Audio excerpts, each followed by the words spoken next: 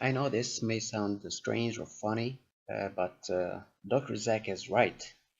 But his criticism for the method that Reds used to determine the altitude of the ISS. But at the same time, Reds was correct. So how is this possible? So here is a depiction of Dr. Zack experiment.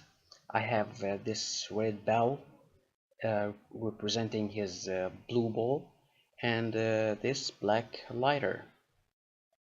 So what we're trying to do here, we know the angular size of the red ball, and I'll move the camera sideways until the lighter cover parallax equal to the whole angular size of the ball. Now when we do that, do you notice anything? Yeah, Zach is right. Uh, you can't use this to determine how much angle is there. But look at the door behind the red ball.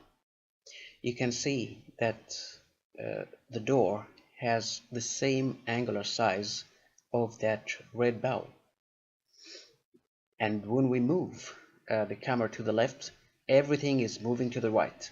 The lighter, the ball, and the door. And of course, if you look like at this picture, you can see that the lighter covered more angle or parallax angle if you compare it to the door instead of the bowl.